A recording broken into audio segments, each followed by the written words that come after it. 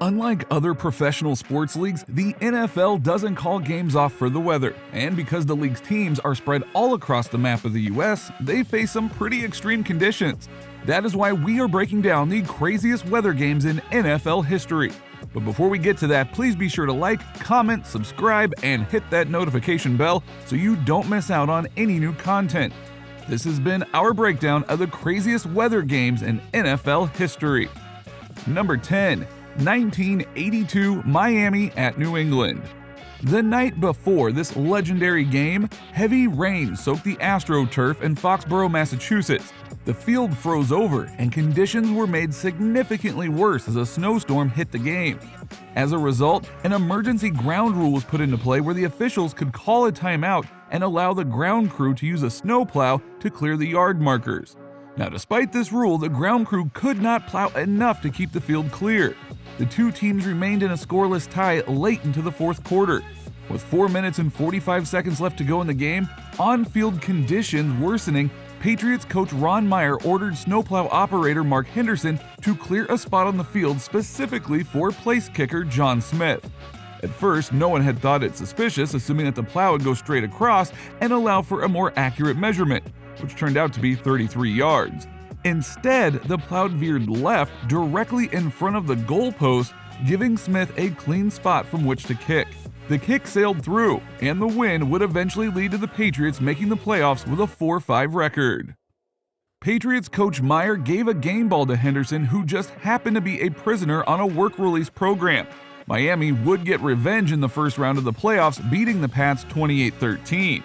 Don Shula still to this day cries about this game, but what people forget is in that very same year, the Dolphins left the field uncovered while a rainstorm fell before the 1982 AFC Championship game against a red-hot New York Jets team. This decision by the Dolphins left the field a mess and contributed big time to their 14-0 win over the Jets. Number 9. 1985 Tampa Bay at Green Bay. The Green Bay Packers and Tampa Bay Buccaneers played in a game called the Snow Bowl at Lambeau Field in Green Bay, Wisconsin. The game was known for its heavy snow. Only 19,856 fans were in attendance, with over 36,000 no-shows, the most in Packers attendance history. About 2/3 of the stadium was empty. 12 inches of snow fell before the game, and another 4 to 5 inches fell during the game. Buccaneers quarterback Steve Young threw for just 65 yards. A lot of the reason was the Bucs wore their white uniforms and were hard to see because the snow was falling so hard. The Packers would go on to win 21-0. Number 8. 1979 Kansas City at Tampa Bay. This game was notable for maybe the heaviest rain ever during an NFL game. A torrential downpour greeted the Tampa area on game day. The Buccaneers needed to win the game to clinch their first ever playoff berth. Running back Ricky Bell was able to run the ball in the rain, getting 137 yards, but no one could score. Finally, the Bucs mounted a drive and Neil O'Donoghue booted a short field goal. The 3-0 win sending the Bucs to the playoffs for the first time in their history. Number 7. 1975 AFC Championship game, Oakland at Pittsburgh. The Raiders head coach John Madden and owner Al Davis both complained heavily about the frozen turf at Three River Stadium, with Al Davis going so far as to accuse the Steelers of freezing the ground intentionally.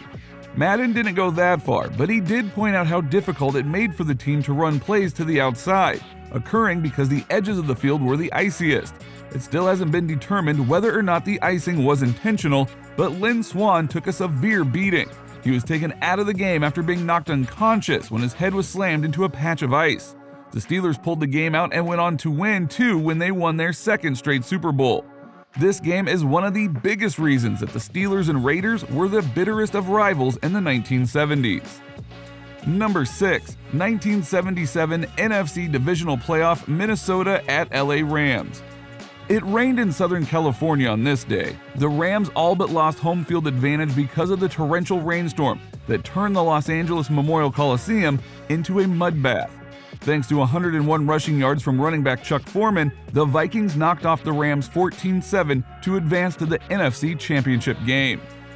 Number 5. 2002 AFC Divisional Playoff, Oakland at New England. This game, which was played at Foxborough Stadium in New England, will be forever known as the Tuck Rule game. It was undoubtedly snowy and also bitterly cold. However, it became infamous because of a sack made by Charles Woodson on Tom Brady. Brady lost control of the ball, and the Raiders ended up recovering it, but the play was subsequently reviewed and overturned because of an obscure and stupid rule that had been entered into the books in 1999. Essentially, it said that if a quarterback is trying to bring the ball back into his body after deciding not to release it for a pass but it never gets there, it still counts as an incomplete pass. Brady and the Patriots finished the drive with an Adam Vinatieri field goal that tied the game and another field goal in overtime to win the game.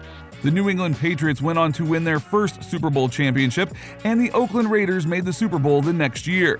However, many people feel that the Super Bowl should belong to the Raiders to this day. Number 4, 1948 NFL Championship game, Chicago Cardinals at Philadelphia Eagles. The Philadelphia Eagles had one distinct advantage in this memorable blizzard. They had the legendary Steve Van Buren. Van Buren went on to become an NFL Hall of Famer, as well as one of the members of the NFL's 75th anniversary all-time team. As the two teams battled it out in snow so thick that footing became a figment of a player's imagination, the Philadelphia Eagles eventually turned up victorious with Van Buren scoring the only touchdown in a 7-0 win. It was the Eagles' first ever league championship, and Van Buren also ran for 196 yards. Van Buren had to walk through the storm to get to the stadium to even play in the game.